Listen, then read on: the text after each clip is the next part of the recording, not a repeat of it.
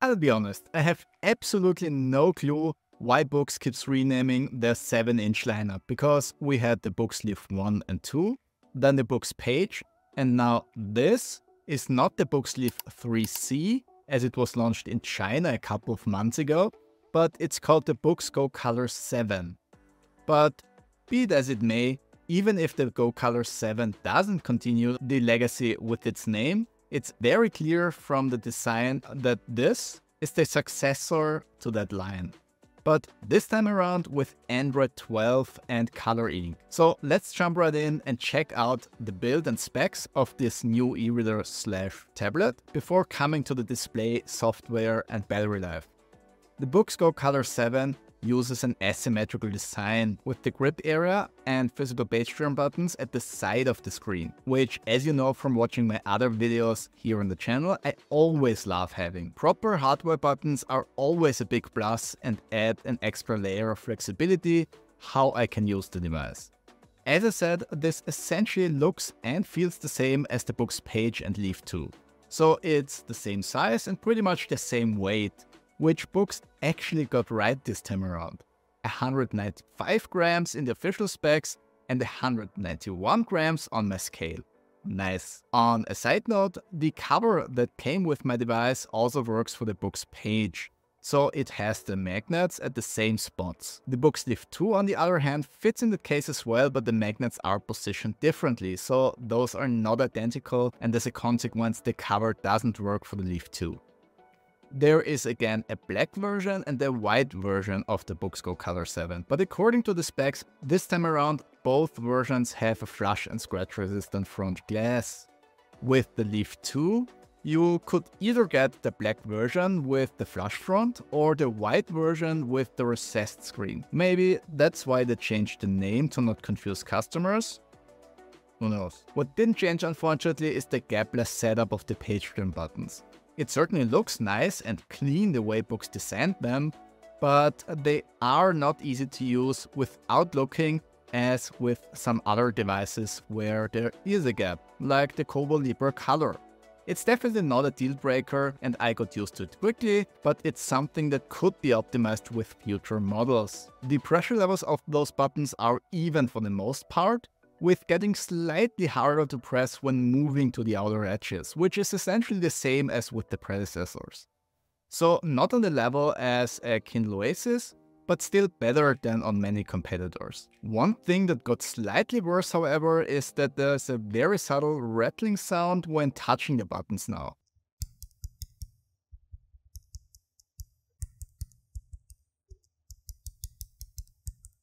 I'm not sure if this is just the case with my Go Color 7 right here, but the buttons on my Leaf 2 and Page don't have this issue.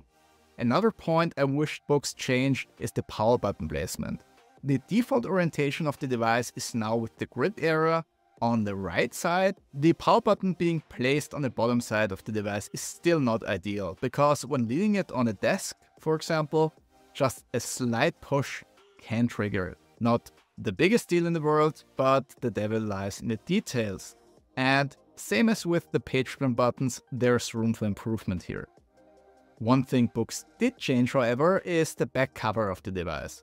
With the Leaf 2 and Page, it was a huge fingerprint magnet. The Boox Go Color 7 has this texture on the back cover, which is very similar to the Boox Palma. You can still see smudges here and there, but it's nowhere near as bad as with the others. And as a welcome side effect, the grip is now also incredibly good thanks to that rough surface texture. That takes a bit of getting used to at first, but it really works well if you're using the device without the case. The frame is now matte, which is a change. I'm not sure if this was the right call, to be honest. It looks and feels nice, but even having used it for only a short while, it seems to be a bit more sensitive to wear than the glossy frame on the previous models. But maybe I'm too nitpicky here. The Go Color 7 is incredibly thin, but still feels very sturdy. Even when flexing it a bit, there's no creaking or cracking. As mentioned, the front glass is flush and also scratch resistant. But remember, this is not Gorilla Glass, so it's not on the same level as high-end smartphones and tablets. but it still adds to that sturdy feeling of the device. So all in all, this is not a perfect user experience when it comes to its form, size and build quality, but still very nice nonetheless. Specs-wise, this is also a powerhouse of an e-reader/tablet. It got an octa-core CPU with 4 gigs of RAM and 64 gigs of internal storage, of which around 49 gigs are user accessible. So that's more than most color ink devices bring to the table. But if it's still not enough because you want to extensively use Android expandability, read comics and listen to audiobooks, you can do that without compromise because there is also a microSD card expansion right here. There is also a mono speaker and a microphone, and Bluetooth and Wi-Fi are available as well, of course. The battery has a capacity of 2300 mAh, which is decent for an e-reader of that size, and luckily for the battery life, which I'll come to later in the video, the Boox Go Color 7 doesn't feature the Boox Super Refresh technology that's associated with poor battery life in other devices. Essentially, the only thing missing from the Go Color 7 is Wacom pen support that we've seen with most other Boox devices. So you just get the capacitive touchscreen, which worked without any issues in my test. Which, in my opinion, makes this lean more towards the e-reader side than being a tablet. But I'd say, thanks to Android, it's sitting somewhere in the middle, because you can still install apps via the Google Play Store or by sideloading APK files. Okay, let's talk about the display. The Boox Go Color 7 features a 7-inch in Kaleido 3 display, which as always has a 300 ppi black and white resolution and a 150 ppi color resolution. So it's using a color filter on top of the black and white e-ink screen to generate colors. That additional color layer has red, green and blue subpixels, and the subpixel that is not needed is darkened by darkening the ink screen directly underneath. So only the color that is needed is visible to the naked eye. For example, to show the color green, the red and blue subpixels are darkened. This approach allows the Kaleido 3 screen to generate up to 4096 colors, which obviously is a lot less than on an LCD tablet, but honestly still fine in my opinion for many comics and other color content you'll use on a screen like this.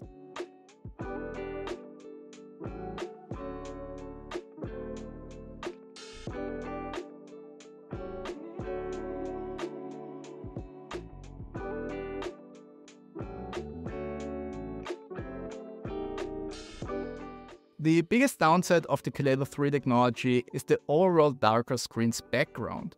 I'd say that's the main issue people have that aren't happy with color ink at the moment. But that's only an issue if you prefer using ink without the Frontlight and don't want to compromise on that. Because the easy fix for that is turning up the Frontlight, which makes the screen easily readable. The two other smaller issues are the graininess of the screen and the muted colors. Check out my "Is color ink worth it right now" video to learn more about that. In short, despite the 300 ppi resolution, ink Kaleido is not as clean and crisp as your typical black and white ink screen, and colors aren't as vibrant as with an LCD. Personally, I got used to both very quickly and don't think those are problems for most people if they know what they're getting into before the purchase. So it essentially boils down to what compromises are you willing to make. Obviously, looking at comics makes a lot of sense when using a color ink device. But with the Boox Go Color 7, that's not where it stops. Android apps are another big part of why color ink can make a lot of sense here. And as a couple of viewers pointed out, annotations with a coloring system are also better than doing them on a black and white ink screen. So let's focus on comics for a second and take a closer look at the colors. As I mentioned, the color saturation isn't as vibrant as with a tablet. But putting that aside, it's still pretty good for color ink nonetheless. And Boox changed the ink center to make it easier to change and adapt the color mode. But to be honest, I don't see huge differences between the two pre-configured ones. And in the customization options, there's only so much you can do. There are also 3 different ink modes available instead of 4 with the black and white models. Remember, the Boox Super Refresh technology is missing here, which means even with the fastest A2 mode, the screen refresh is slower than on other Kaleido 3 devices from Boox, because all other currently have Boox Super Refresh technology. But honestly, that's not a huge deal, because even on the Boox Go Color 7, you could quickly check out a video if you really needed to. And let's be honest, videos and other fast-paced content on e-ink isn't something you typically do regularly. So trading the faster refresh for better battery life is fine for me. But ghosting is another thing to think about here, because that's also something Boox Super Refresh technology generally reduces with dynamic content. And that is definitely noticeable with some content on the Boox Go Color 7. There is no denying it's worse than on other Boox Kaleido 3 tablets and also than on the Bigme B751C, for example. So what this means is that you have to play around with settings more.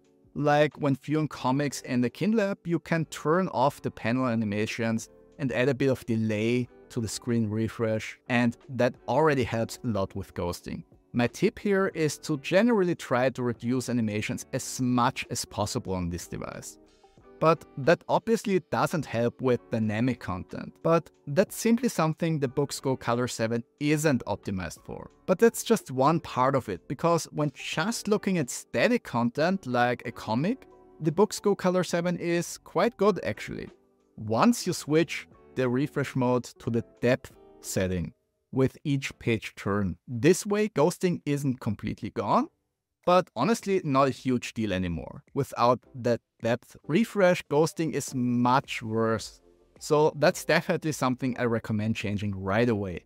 When it comes to the Frontlight, the Boox Go Color 7 is not perfect, but definitely one of the best in that size segment. With a maximum brightness of roughly 17 nits, it's not as bright as the e-ink Kaleido siblings, but easily bright enough for everyday situations. The Frontlight is also distributed fairly evenly across the screen, with only a slight brightness gradient that's barely noticeable. Color temperature is also very even across the screen. And of course, you can also adjust the color temperature from cold white to warm orange, which is also part of the typical e-ink Kaleido 3 setup. So no surprises here. As I mentioned in the beginning, the Boox Go Color 7 runs a customized version of Android 12. So this is not your typical Android setup you know from your phone or tablet, but a version that was adapted for the e-ink screen specifically. So that's something you have to keep in mind when thinking about getting one. Performance is not an issue thanks to a powerful octa-core CPU, but the learning curve using this is pretty steep. This is not exactly the same easy to use system that you'd find on other Android devices. And with some features, Boox just added too many options that it's hard to understand everything in the beginning. So while I became used to it over time and have been using many Boox devices in the past couple of years, as a new Boox owner, it will take time getting used to it. Especially when using apps that need a bit of tinkering with the e-ink modes to make them usable on the e-ink screen. But to be fair, most apps work just fine without the need to make any adaptations at all.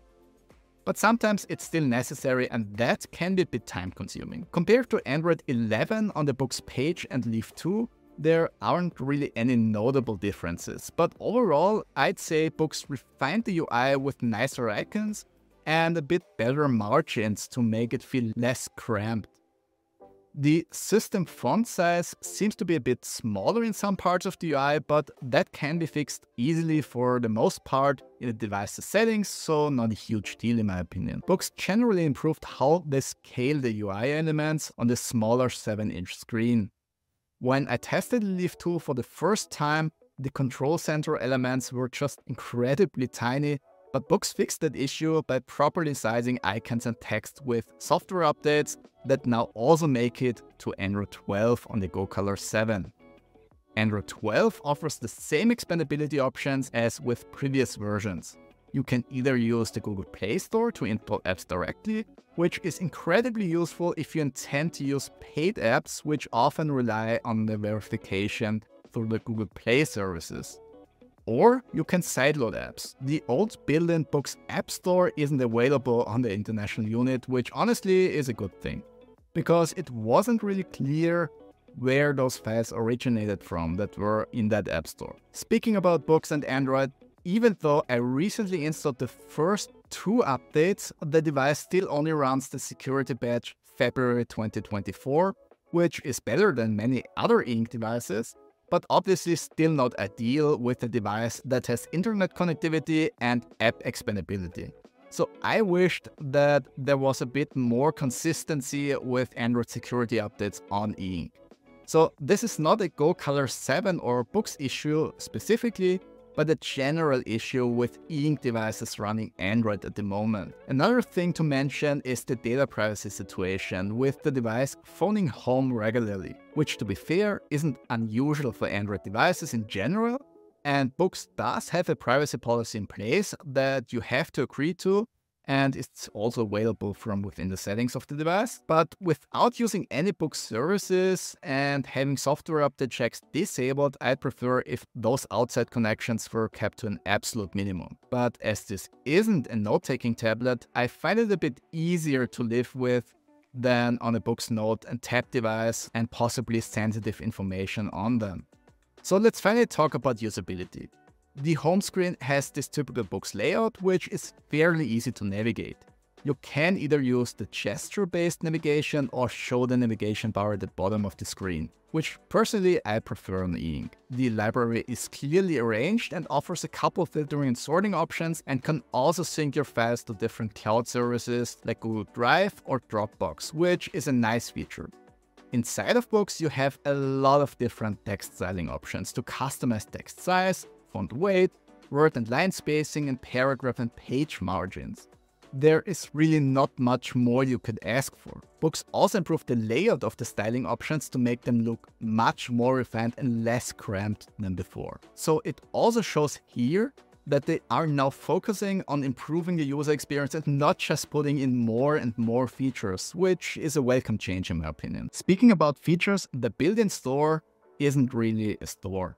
It's just a collection of public domain books, which is nice to have, obviously, but without any contemporary literature, you need to get your books from somewhere else. The dictionary function now uses an online dictionary by default, which works well if you need just word definitions. You can also use local dictionaries, but there are only 3 pre-installed, 2 of which are Chinese. There is a link to go to the browser to download more dictionaries, but that hilariously only opens up the browser for you to search for compatible dictionaries yourself, basically. So hopefully Boox will continue to refine the user experience and add more pre-installed dictionaries in the future. A neat feature is the translation option inside a book. For single words, you can swipe to the right window to directly view the translation. For whole sentences, you can select the option from the context menu. There's Bing, Google, and Onyx, which I suspect is Baidu, available as translation service providers. You can also quickly look up a word in the dictionary with a click. You can also highlight text and add annotations to pin notes. There is one annoying issue I kept having though. When highlighting paragraphs and adding a note, for some reason the rest of the page also got highlighted, making it a bit pointless to use right now. I suspect this will be fixed with a future software update because that was an issue with older models. I didn't encounter that issue with highlighting single words also. Once you do highlight something, you can select the type of highlight you want to make and also color code it. And one thing to not forget is the pretty awesome text-to-speech function, which uses the default Android speech synthesis. You can select different languages and dialects from within the settings and let the device read the ebook out loud. So that can be helpful if you want to continue in a book but can't look at the screen, or it might even be helpful for people with visual impairments or as an aid when learning how to read, because the text is highlighted as the device reads it. So let's listen to how that sounds. "Do not you want to know who has taken it?" cried his wife, impatiently. "You want to tell me? And I have no objection to hearing it. This was invitation enough. Why, my dear, you must know, Mrs. Long says that Netherfield is taken by a young man of large fortune from the north of England. That he came down on Monday in a chaise and 4 to see the place. and was so much delighted with it that he agreed with Mr. Morris immediately that he is to take possession before Michaelmas, and some of his servants are to be in the house by the end of next week.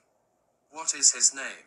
Bingley. Is he married or single? Viewing PDFs with the Boox reading app is still the best experience you can get on e-ink right now. There are a couple of super useful viewing modes available, with the columns mode being my favorite. That one zooms in on portions of the page and then jumps from segment to segment, which makes reading certain documents really easy, even on the compact screen of the Go Color 7. So for scientific literature with a multi-column layout, this is incredibly useful. And thanks to the powerful hardware, even large and complex files didn't cause any issues in my test.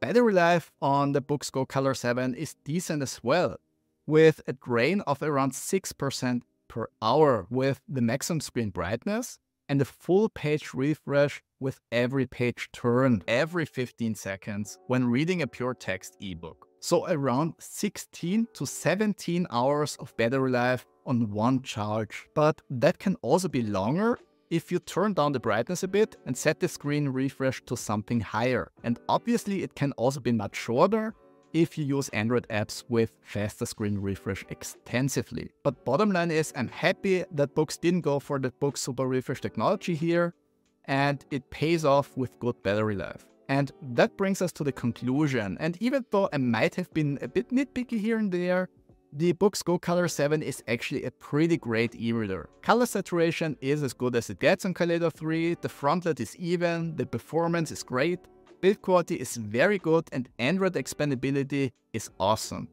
One of the main drawbacks of the Go Color 7 is the somewhat heavy ghosting depending on the application, which is definitely better with Boox Super Refresh technology, but also on the BigBit B751C, which uses its own ghosting reduction technique. Another con is still a pretty steep learning curve when using the device. Compared to older Boox models, it got better, but it's still more complicated with a couple of nested menus and lots of settings than on a Kindle, Kobo or Pocketbook e-reader. Besides that, I hope Boox will continue to provide Android security patches for this and other devices, because especially how popular these devices got recently, I think it's more important than ever to keep them secure. So all in all, the Boox Go Color 7, despite its somewhat confusing name and the position in the Boox lineup, is a really good and very capable e-reader with only a few downsides. The Go Color 7 really has a lot going for it,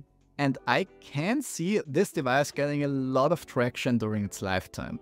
So if you're in the market for an open Android e-reader with color ink, this is definitely a device you want to take a close look. Let us know in the comments below what you think about the Boox Go Color 7, and also like and subscribe if you found this review helpful to help out with the YouTube algorithm. Thanks for your time watching, and see you in the next one.